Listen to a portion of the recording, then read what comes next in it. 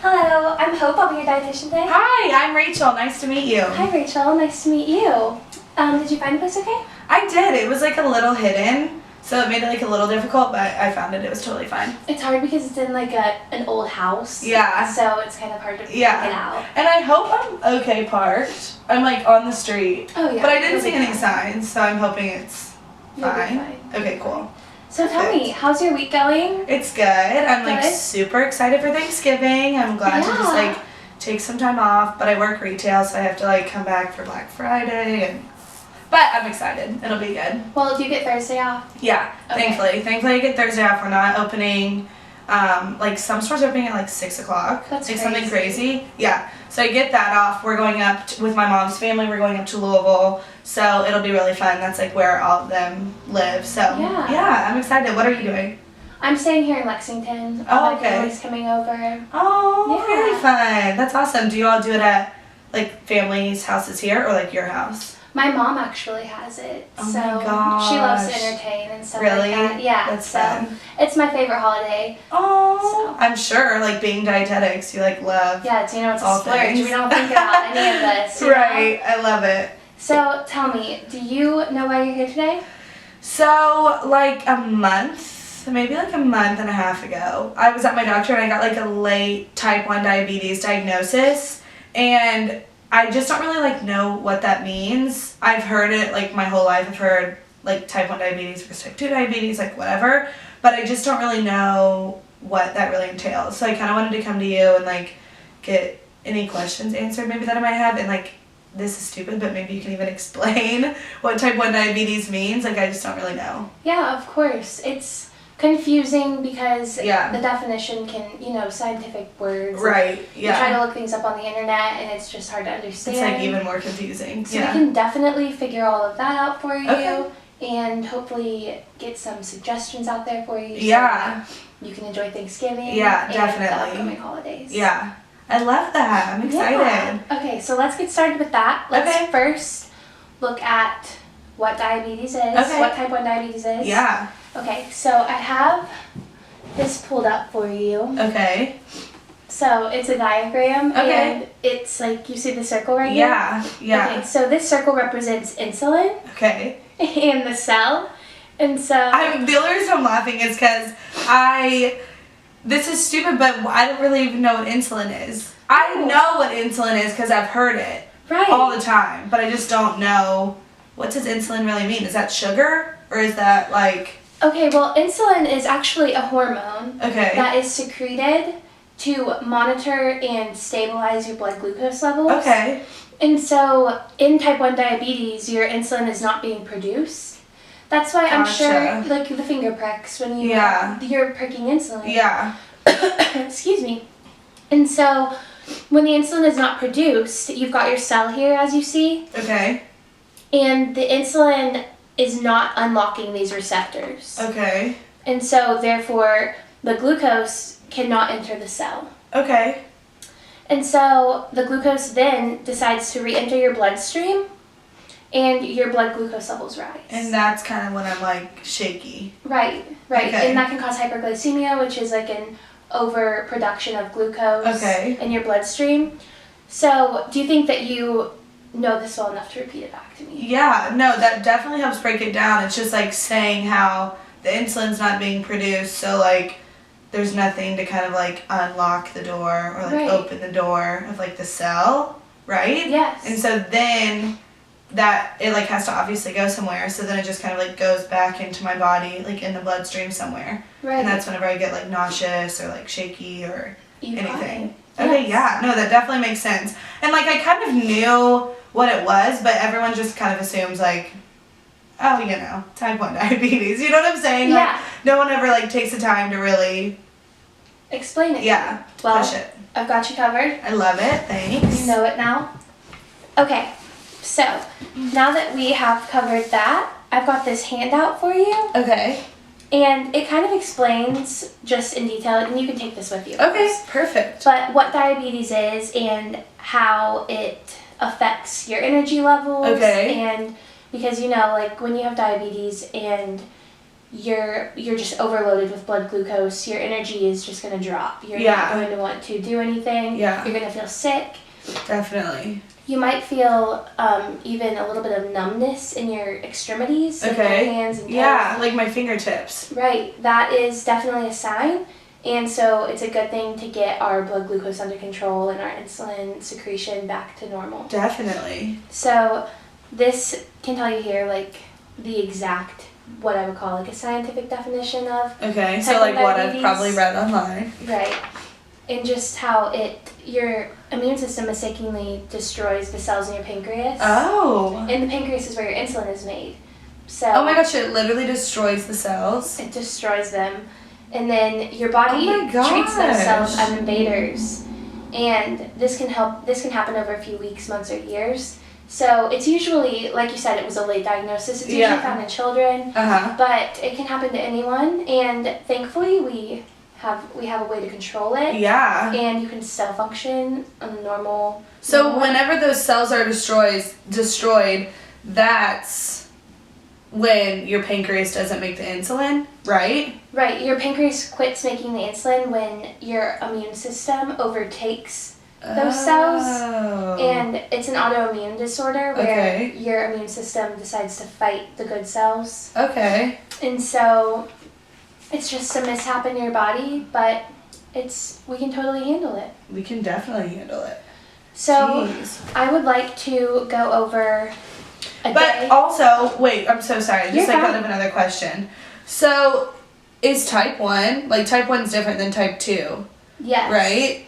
Yes. Like how, I just don't get how like people, and I'm sure that you can probably touch on that, that's what it says there, but like, so type 2, your body doesn't use insulin properly. Right. So it's like insulin resistance? Yes. So when you have type 2, this is usually caused by obesity. Okay. Or you usually see it in older adults. Okay. And what it is insulin resistance, and your cells just block the insulin from getting in.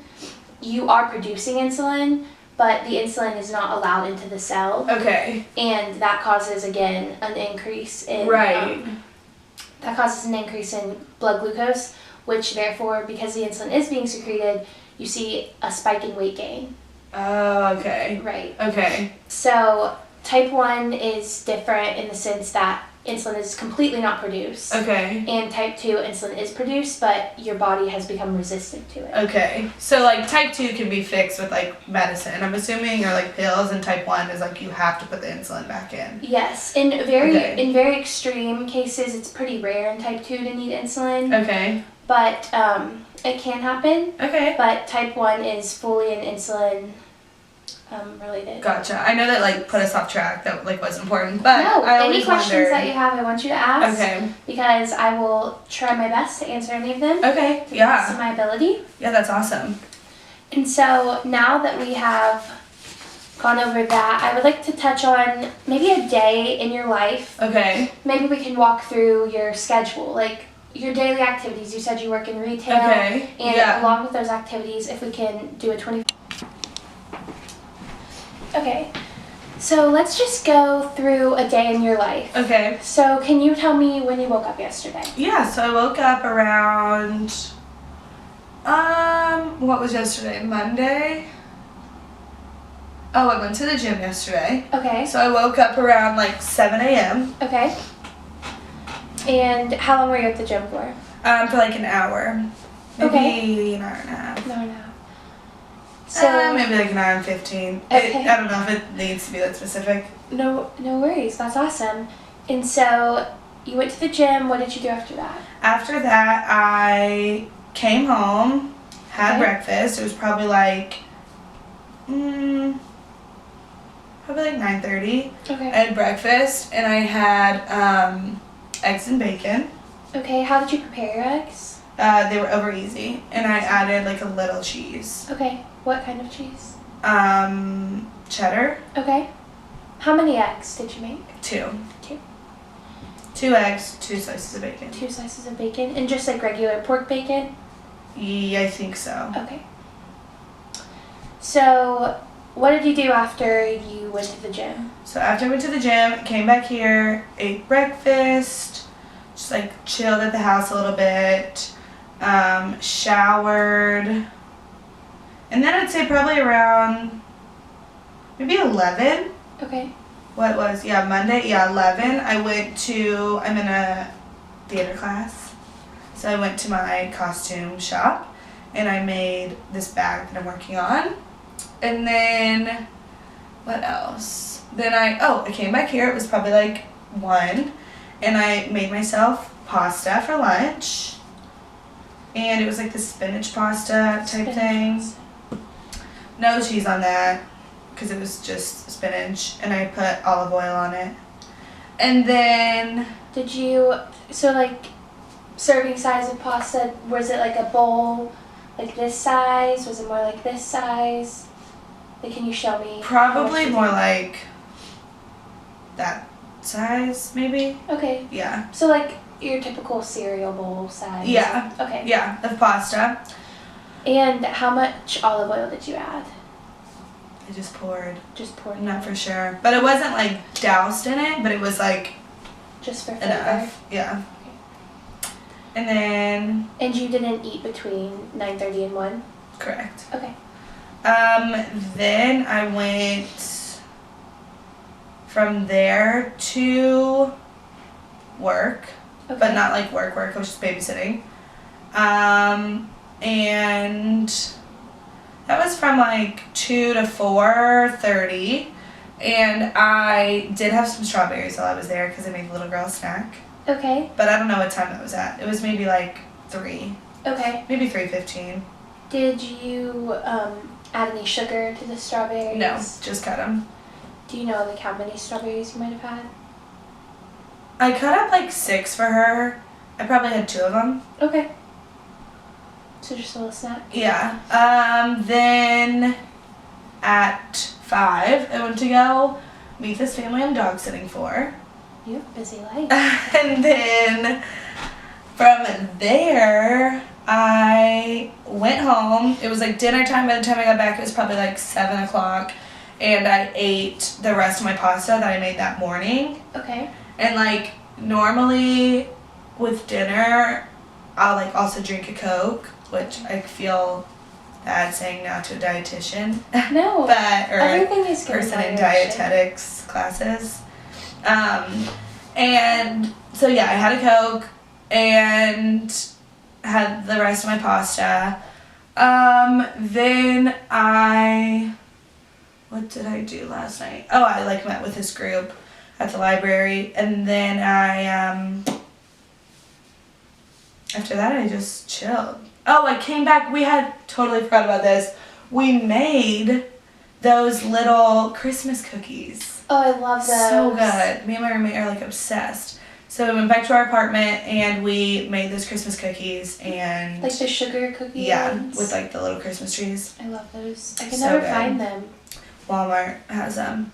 I was at Kroger the other day asking, and she was like, oh, we don't have them in yet. We'll have them in like in the next couple weeks. But Walmart has them. Good to know. But yeah. So how many sugar cookies do we think we had? Probably like 2. Okay. And then maybe like 1 that was raw. Okay. Like the cookie dough. Love cookie dough. So good. Okay.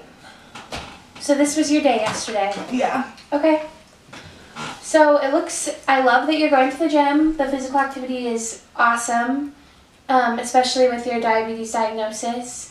The eggs are an awesome choice for breakfast. Okay. Very filling. One thing I see that we might need to work on that we will definitely talk about is with diabetes, it's so important for you to have consistent, frequent meals throughout the day. Okay. So just the gaps from like 9:30 to 1 to 7, that's a long time for you not to have any sustenance. Okay.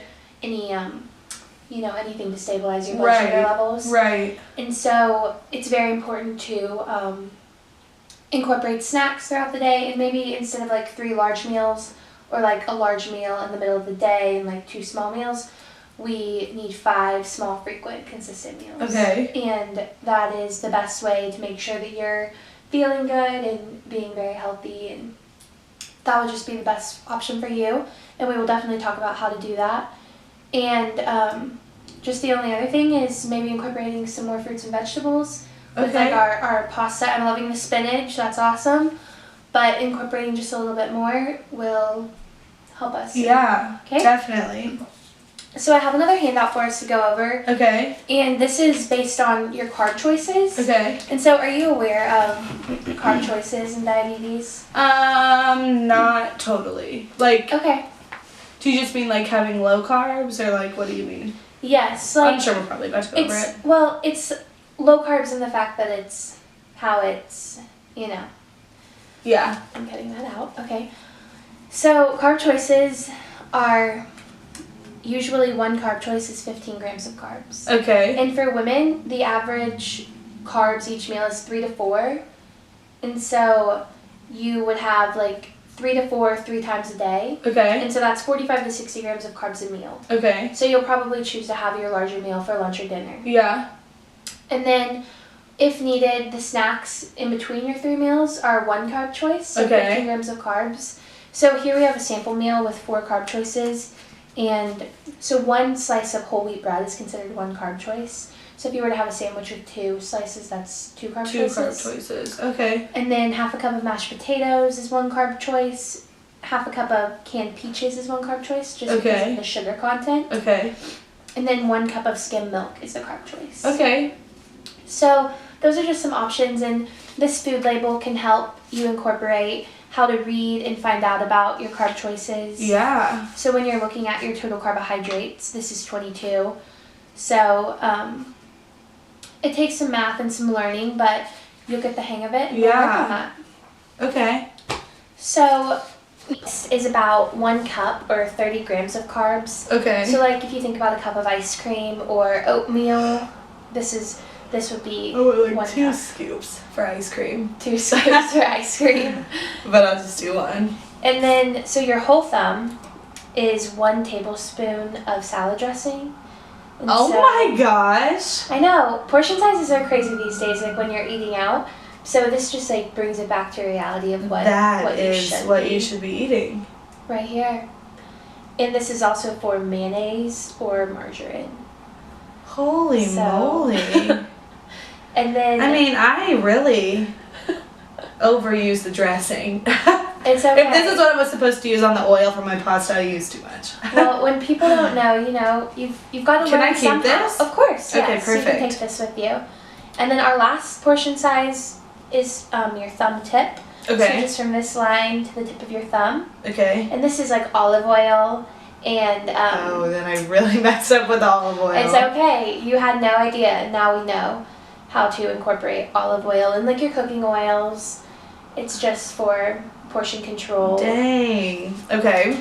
So we have that one. Yeah. So next I've got this example of your carbs amounts in foods. Okay. And so do you see any foods on here that are like, you love them and that we can incorporate into your new diet? I do love fruit. Okay, that's awesome. What are your favorite fruits? Ooh, like mangoes, pineapples, strawberries.